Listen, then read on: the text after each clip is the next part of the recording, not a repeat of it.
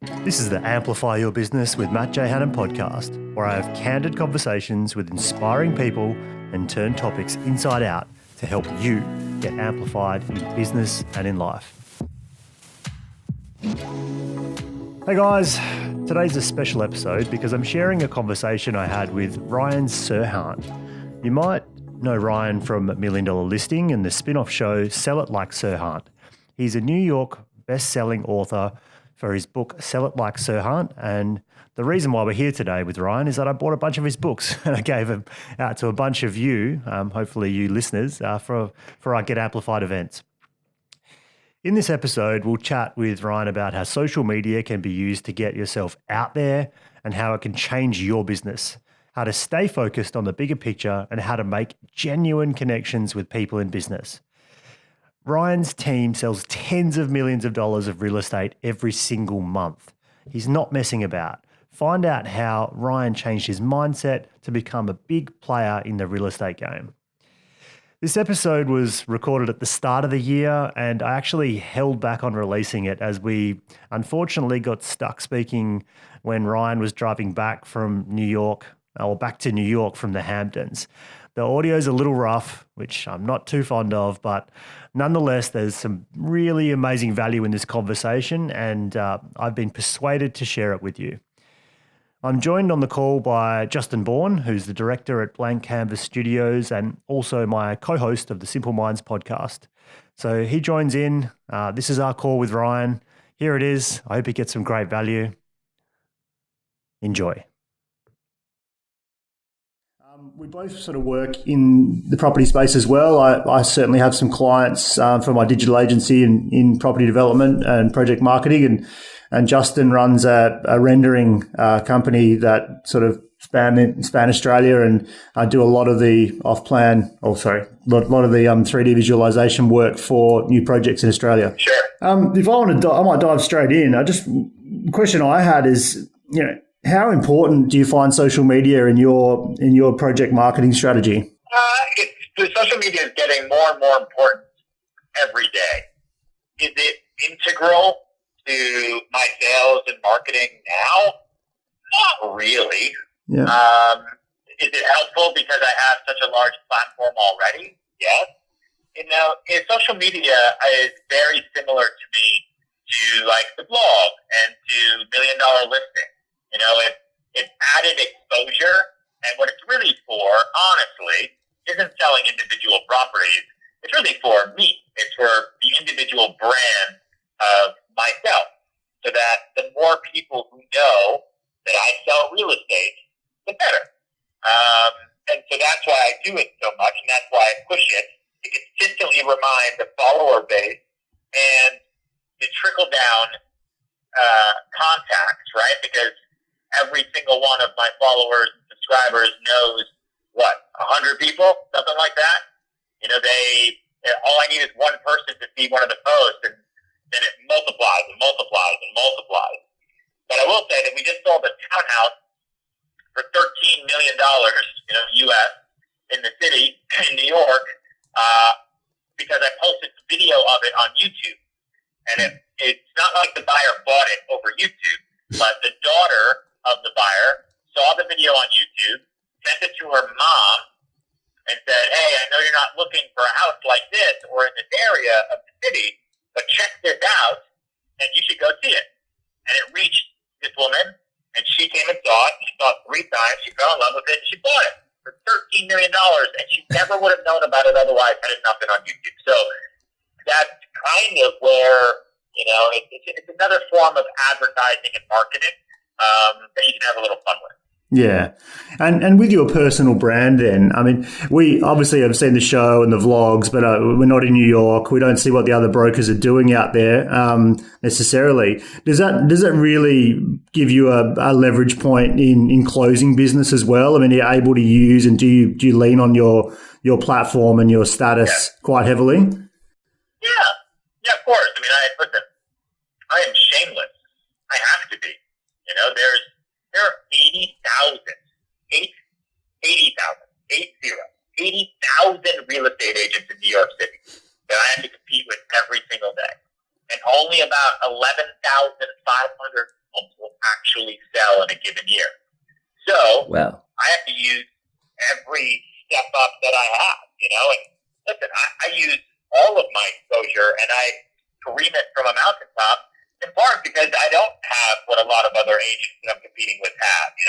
I didn't come from a family that helped me. I didn't come from New York City. I didn't go to school here. I don't work at one of the top and have help from my CEO. I started at the bottom renting apartments. Yeah, no, it's awesome, man. I've watched it for a long time, and I mean, it was very different. The book, everything as much as possible. Yeah, obviously with $1 million Listing, I mean that was really early days reality TV in a lot of ways, and so you got a front foot there. But do you think, and I guess, did each platform sort of help along the way? I mean, even the vlog, it sounded like you got a bit frustrated with the vlog, and then you realized, hang on, people are starting to see me in the street and it started to explode. I mean, you would have naturally thought your brand would have flowed through, but maybe YouTube was a bit of a new pool of audience for you. Vlog a year ago, so January of 2018. And the idea behind it really was to hedge my bet against television. Because when $1 Million Listing started, reality TV was not as huge as it is today, but it was growing, and it grew really fast. And now, because of YouTube and Netflix and Amazon and all these other platforms, and my audience that watches television is getting older and older and older. And older people don't move a lot. The older you get, the less you want to buy and sell homes. So the younger audience, the minute I started doing the vlog, people aged 15 to 30, really, started stopping me on the street saying, "Hey man, you're Ryan Serhant from YouTube."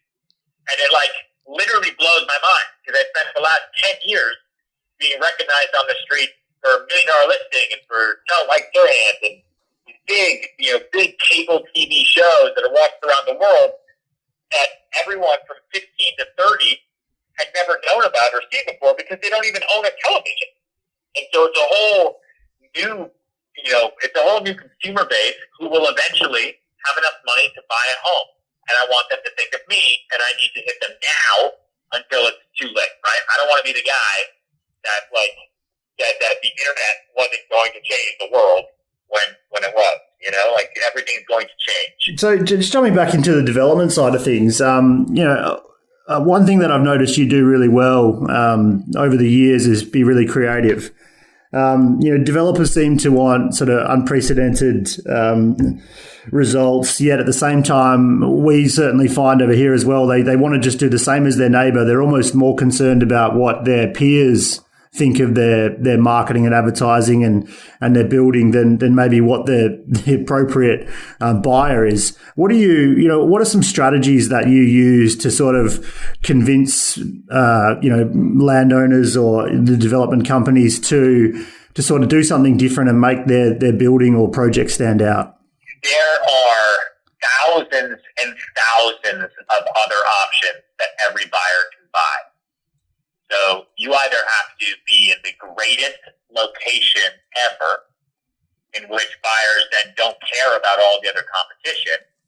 And if you are in the greatest location ever, like on a park or on the water, or you've got that amazing brand address, you don't have to do much. But if you're not, and you're like everybody else, and you're on a good block or a good street, or you have good views but not the best, then you have to set yourself apart. And you do that through, for me, it's been a lot of shock marketing. So really graphic marketing campaigns. We just launched a building in Chelsea in New York City, for people who, haven't been to New York City. It's on the west side of Manhattan. And it's this weird area, it's technically not Chelsea. I mean, it's above Chelsea and right south of Hudson Yards. And no one knew what the area was called. So I convinced the developer, and I said, listen, we have 19 apartments to sell here. They're expensive.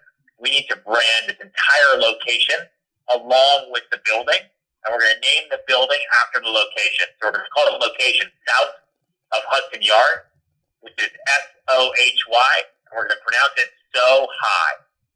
And people are going to think that's really weird. And people are going to think we're like a marijuana dispensary. And people are going to remember it, and they're going to talk about it, and they're going to show up here. and the exposure is going to make them buy. And that's exactly what's happened. So you have to think outside the box and go bigger more often than not, just because there's so much competition, at least in the market today anyway.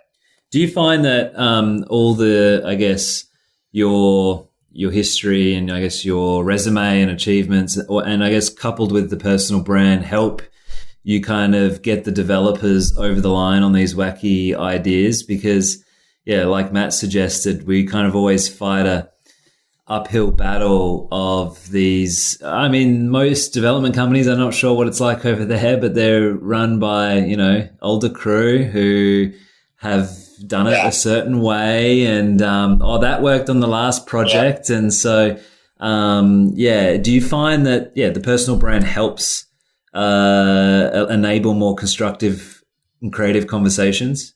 A little, yeah, I mean, for sure, but I wouldn't say it's my personal brand. I'd say it's confidence. Right? The way that I'm able to convince people to do what I want them to do, whether my marketing ideas are crazy or not, is one, success begets success.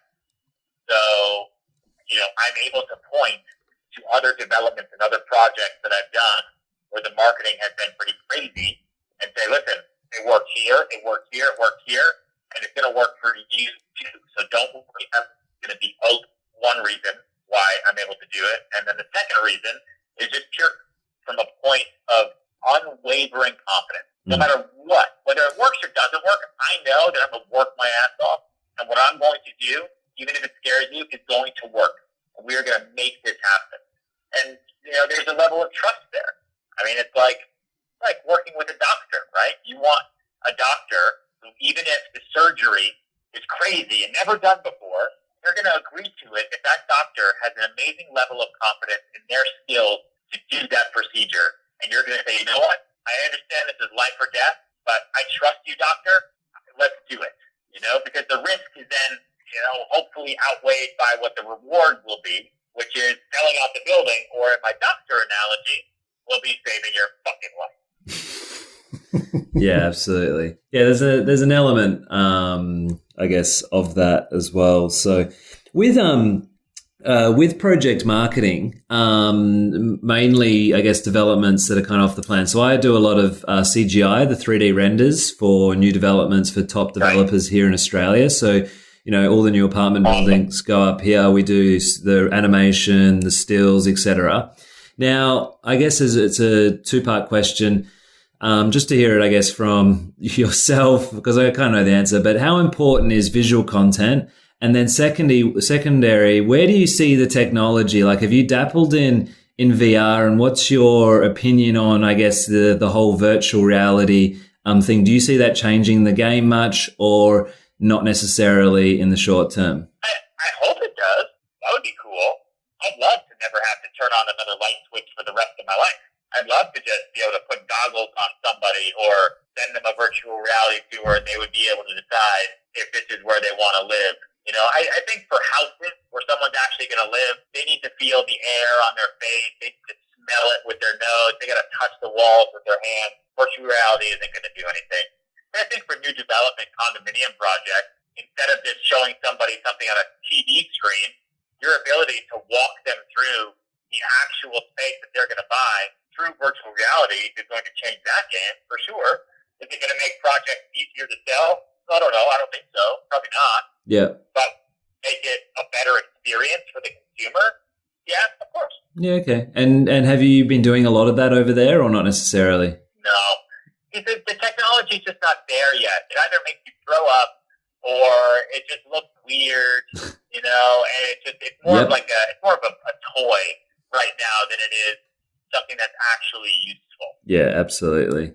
No, 100%. The irony is, isn't it, that those older school developers, they're more interested in entertaining a conversation around something like that than just something in the middle, which could actually make sense. Yeah. But eventually, we're not far off from when every sales office for any new development project is going to be all virtual. And you're going to be able to walk through it and have this incredible experience and then step out. It'll end up it'll be a huge upfront cost, but long term, it'll end up being less expensive for builders and developers than maintaining an entire sales center with models and, like gizmos and gadgets and all that stuff. Yeah, and mock-up kitchens and bathrooms, etc. So what I'm getting for you there, which is I sort of believe too, is that you still need that personalization. You still need humans to hold other humans' hands along one of their biggest buying decisions of their life. How do you? We've still got some major sort of global companies here that are agents, and there's a lot of smaller ones that are growing and popping up. How do you see the future of that sort of space? Because I sort of see it decentralizing a little bit, and I think that's common across a lot of industries.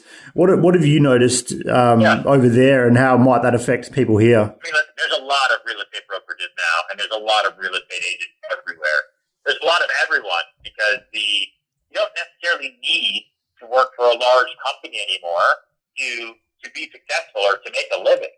So, you take, the bottom 60% of any company who are always the people who don't need to get rich, but you need that volume of employees in a bigger company to survive. And those 60% are going to say, why am I dealing with working in a big company? I can do this by myself, or I can do this with a group of 10, or I can do this working from home, and they're going to leave. And then, so it makes it harder for the larger companies to survive. And then it just provides more competition for everybody else, which is okay. And so we've seen a lot of smaller brokerages open up in the last couple of years in New York City. And I mean, listen, I'm a good example, right? I don't work for a top brokerage. I work for a relatively small real estate company that I started with when they were like 20 agents. And we've grown slowly over time, but I've never needed to go to a big company and swing around with huge marketing teams and this and that because it's not needed anymore. You just don't need it. Everything is on the phone. Everything is at people's fingertips. And what really matters is like what you just said, that personal touch from the individual agent or project manager, and that will never go away, no matter how big or small someone's company is. So I guess on that, obviously, so you've built out your team and your company. How have you, retain people and kind of go down a model where you do allow people to come work at, say, your firm? And what's kind of been the biggest challenge in growing it? Honestly, the biggest challenge in growing is that there are newer firms that are brokerage firms that make no money, but they are backed by venture capital because there's this idea that tech will change the world.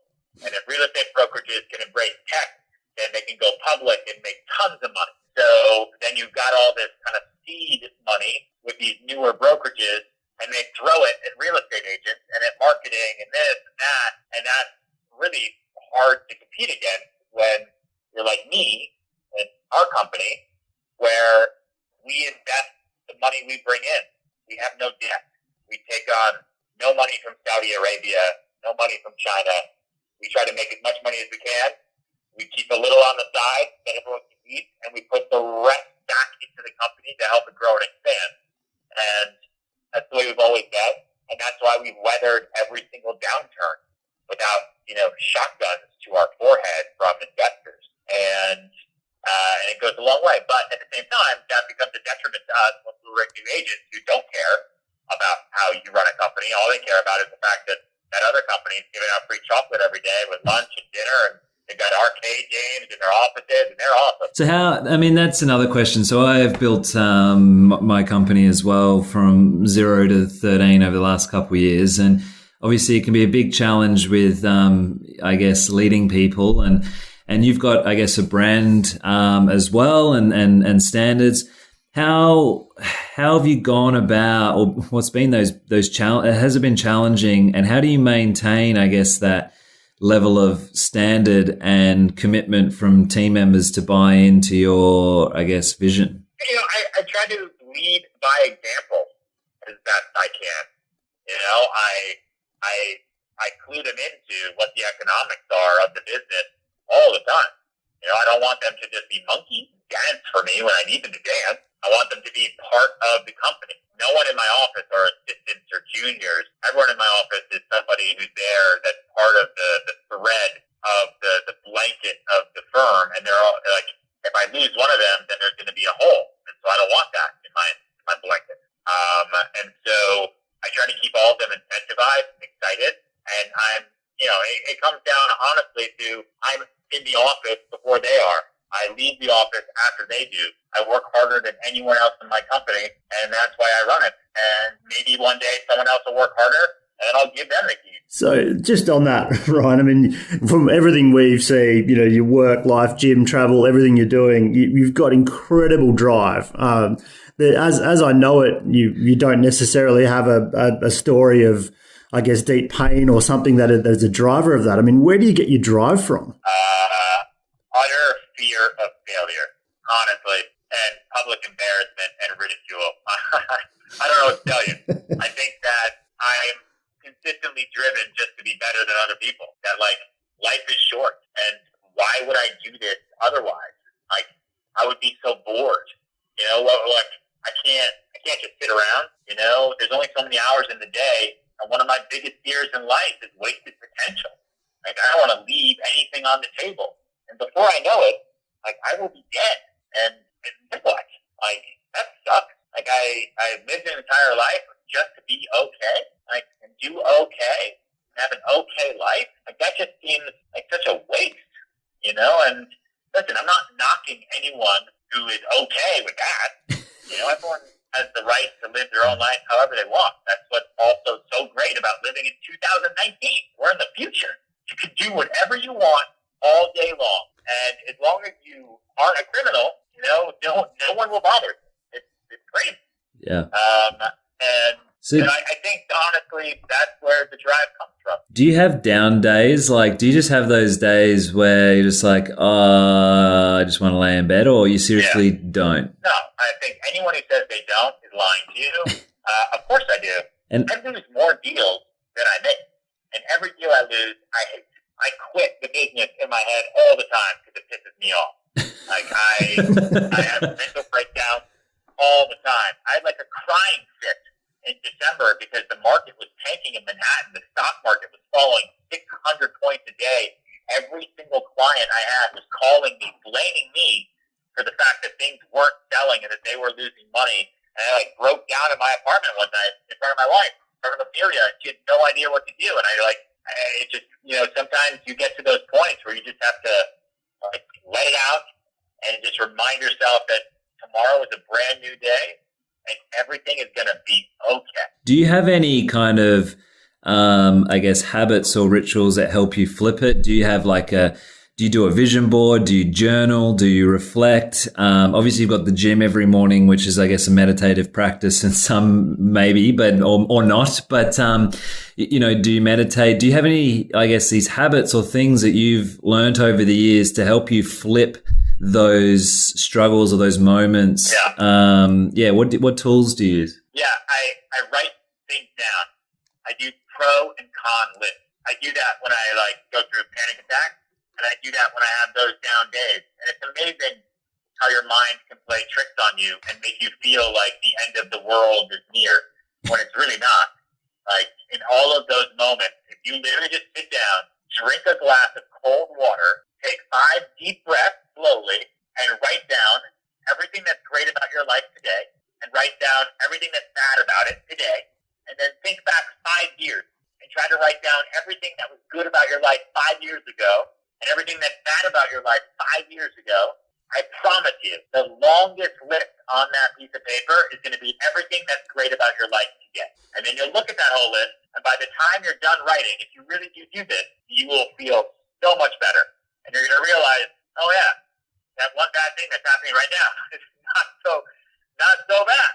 And holy crap, the fact that that's even a thing that I'm working on, regardless of it being bad or not, holy crap, I had no idea I would even be in this place in my life 5 years ago. It's so true. I mean, on that as well, the level or the work, the amount of work that you produce now compared to 5 years ago, do you look back and go, does Ryan 5 years look at current Ryan and go, how the fuck do you handle everything that you handle? Has it been progressive, or is the level of kind of what you get up to each and every day the same as 5 years ago? That hasn't changed. The amount of work, so the work ethic, the time I wake up, the time I go to bed, how busy I feel has not changed. That never changes, and it never goes away. I worked, just as hard when I was 20 all day long in college, stressing out about everything as I do now, showing $60 million houses all day long, running around, managing my team. What changes is your level of responsibility and who you're then responsible to. So when I was 20, I was responsible to myself and my parents who were paying for my school. Right now, I'm responsible to all of my sellers and developers, my team of 64 people, my wife. And so it's a matter of leverage and how you leverage your time, how you leverage your person. And so my volume of business has increased because I have learned to leverage more and more and more. I can take on more because I have people who can help me. And I can take on more next year because I'll have even more people who can help me. So on. What's the sort of number one thing you would say to people? Because I certainly suffer from that myself. I'll hit points of overwhelm, and I'll find myself almost procrastinating at that point. And that little exercise you've just talked about there looks amazing. But what do you think? Something that entrepreneurs, small business owners, real estate agents, whoever's out there that they're hustling for themselves. What's the one thing that they could do to, rather than hiring some additional support, to try and just maybe get organised in their day, or sort of something to leverage and amplify themselves up a little bit? I mean, I would do honestly what I do. Honestly, right, is I would go to the gym in the morning. I would go for a run, or I would do something physical first thing in the morning, earlier than you ever have before in your life. It's amazing what that can do to jumpstart your system. Your brain fires in a different way. Your subconscious fires in a different way. Your fingers move in different ways, whether you're tired or not. You just have to do it, And then on top of that, I always do the hardest thing first. What's the hardest thing that you have to do today? Do that at 7:30 in the morning and get it out of the way. That way, by 8 or 8:30, whether it's a difficult conversation or something physical or whatever it is, if you can do it first thing in the morning, if you can, it's amazing how great the rest of the day is and how much more productive you're going to feel because, oh my God, you just got the hardest thing of your day finished before most people have breakfast. It just opens you up, and that's what I do, and it's been huge for me for the last 10 years, right? A lot of people who are business owners, real estate brokers, entrepreneurs, everybody, a lot of times the hardest thing they have to do during the day is either deliver bad news or have difficult conversations, right? The hardest thing you're going to do today is probably not, take out all the trash. That's probably not the hardest thing. Maybe it's the most annoying thing, right? So you can't confuse annoying with hard. I mean hard. What are you really dreading doing? And as we get older, it ends up becoming difficult conversations and delivering bad news.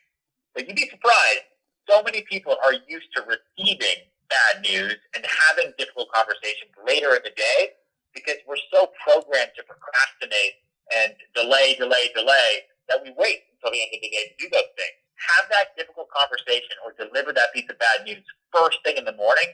You'll end up taking the other person off guard. You won't really know how to even handle it, and they'll be fresh. You won't be tired. You won't be upset because they had a bad day too, and now you're making it even worse. The conversation just goes better. It's incredible. Do that. So if I'm one of your clients and you organise a breakfast meeting, I should be worried? No, I'm going to surprise you. I'm going to call you right before the breakfast meeting, and then I'm going to make it better over an omelet. So look, what's next? I mean, you've done so much, and I've been watching for a while. I mean, the book was great. I was really happy to see that come out, and it looked like it was a great success for you. The vlog's going amazing, and I'm really enjoying it. What else is coming up? Can I add to that? Something that's big that we talk about even on, so we host a podcast as well, and in our group of kind of business owners and stuff is the purpose of visioning and I guess planning. What's next? Do you sit at the start of the year and do you map out, have you got the 5-year goals, the 5-year plan? So every day you know where you're going, what you're doing, or is it kind of a little bit of, as you mentioned, success begets success? You have a couple wins, then it's like, all right, what's the next milestone? Is it more along the journey or is it clearly defined? I don't map out 5-year goals because I have no idea. Dude, 10 years ago, I was a professional hand model. I held phones for AT&T. Like, people took photos of my hands. I was paid $150 an hour. That's how I made money. Now my life is so different. So I'm 100% okay with my life completely changing in the next 5 years. I have no idea. But I do set income goals. I think it's important to focus on the money you make, and not enough people talk about it. People always get so sensitive about money. But I set income goals for myself, my team, and everyone who works for me. And we work towards those goals, and we attach them to sales hurdles, and we push each other. And so those are the goals I set. Those are annual goals. And then I break them down by kind of, monthly hurdles, because that helps you, because really, what is a year, right? You can't really physically define what a year feels like, but you can define what a day feels like. You can kind of feel like what a month feels like. And so those are, kind of how I set my goals. But I work for future Ryan, like, every day, right? Like, the person I was 5 minutes ago is dead and gone. Like, I'm working for the guy that's waking up tomorrow. Like, I want that guy to have a good day. I want that guy to make money. Yeah. The future Ryan 10 years from now, I want him to look back at Ryan in January 2019 and say, thank God he did what he did, because my life is so awesome right now. And I look back to myself in 2010, when everyone told me not to do $1 Million Listing because they said reality TV was the worst, it was going to destroy my life, don't do it. That guy, Ryan, in 2010, said, screw you people, I'm going to do this. I'm sure it'll work out. Like, I want to go back in time and thank that guy. That's it. Because, like Gary V, which I know you've had, catch up with here and there, he's got the big vision of the Jets. And obviously, we've both consumed a lot of Gary. We've met him actually a couple times as well down in this part of the world. But, it sounds like, the drive is kind of, it's almost from the bottom up, which is that fear piece, and then marrying that with just literally future Ryan's going to be more fucking awesome than current Ryan, and I'm going to do whatever I can to make that happen, and then go with the flow. Is that kind of how I summarized it in a way? Yeah, 100%. You nailed it on the head. It's fascinating. Do you have any, like, how do you view balance, Ryan? And I think the word can be really difficult to. I guess how do you know when you've gone too hard or you're doing too much, or how do you know when you need to look after yourself? Do you have sort of check measures in place, or how do you sort of approach life and balance? And I know you're definitely trying to fit in as much as you can all the time, but what does that sort of look like for you? I don't know. I haven't figured it out yet. I guess, when I feel like I don't have control, or the quality of what I'm doing is low, then I have a problem. For example, I tried to do a lot of business in New Jersey recently. It's not that far from New York. It's literally across the river. And I already do a lot of business in Long Island City, Queens, and Brooklyn, which is across the other river, and we're pretty great at it. But I saw that the commute time to New Jersey was just so long that I was trying to do the business, and I wanted to do more, and I wanted to build and expand, and, rah. But it was just so hard for me to get there, and I wasn't in tune with the marketplace as much, the quality of my service to those clients and to those agents, I saw that it was weak, and I just decided at the end of last year, I was like, you know what? This isn't working. Like, I spread myself too thin. I got to pull back. So I think the one time that happened so far, and I just need to be smarter. And how was that blow? Well, I guess in some aspects it was a blow. It was a failure, right? So how did that hit you? That's fine. It doesn't just get on with it. It was like a weight off my chest, right? Because like when things aren't working and you're not making a lot of money from them, then it ends up becoming a stress, a headache. Like it creates anxiety during the day, then takes resources, both mental, financial, physical, away from the other business that does make you money. So it's like, even though, you're a star quarterback on an American football team, even though you could play baseball, like, should you? Maybe you should just stick to football and just be the best at. Yeah, look, I've really enjoyed the chat. I just want to be respectful of your time as well. And I think, really appreciate that you've given time to a couple of guys down in Perth in Australia. I know you've been out here before. Unfortunately, didn't get to meet you at the time, but hopefully it would be great to catch up with you in person somewhere at some point in time, because I've been really inspired by a lot of things that I've watched you do in the real estate side of things, but even just media. And I love where the vlog's going. I love that you're really seeing some great success with it now. Even got your little award from YouTube. I saw there in your vlog. Yeah. But a YouTube award. Yeah, we should put that on the mantelpiece. But no, look, I really appreciate the time and answering these questions, and we'll share some of this content out with people here in Australia. And we're raving fans over here, and look forward to keep watching you do what you do. Will you be out to Australia anytime soon? I don't have a plan for it at the moment, but if I do, you'll hear about it. Look forward to it. And you didn't get the opportunity to answer what's next, because I asked the other one. But what is next? Like, what's 2019 feel like and look like for you? 2019 is all about diversity for me, and it's about switching things up. You know, the market in New York City is very difficult. You know, it's very slow. We still sell things, but it's slow. There's a lot of inventory. Pricing has come down a lot in the last 4 years. And, it's about trying to find different ways to sell the same product. It's about trying to still grow when a lot of places are cutting back, and how to still do more in the face of adversity, and how to stay swimming. That's really what 2019 is about. Yeah, well, thanks so much, Ryan. That's really, really appreciate it, and we'll share this up, and if you come across it, then great. But look, we're big fans over here. I've still got a few more books that I'll probably give away to people as well, and just a few books. No, but look, I see a lot of real estate agents over here really struggling as well, and not doing things to make themselves stand out, and I'll often be having meetings with people, and I just think they need to take a leaf out of even if they did a fraction of what you were doing, they'd be in a better place. And I think that's a testament to what you've been working on and how hard you've worked. So just really, really enjoyed the chat. Yeah, thank you. Thanks, guys. Yeah, absolutely. Thanks for giving me a call. I will talk to you later. That was my interview with Ryan Serhant, guys. And if you enjoyed it and would love to hear more, I'd love to be interviewing more amazing guests, and I need your help. Please, after this episode, well, right now, actually, forget listening to the rest of me. Head over to Apple Podcasts and leave a review. It'll help me reach more people, and I'd love to interview more great people so you can listen and tune in. Of course, tell your friends about it. Send this episode to a Ryan fan and let me know what you thought in the comments on any of their social posts. Thanks for listening, guys. I'll see you next time.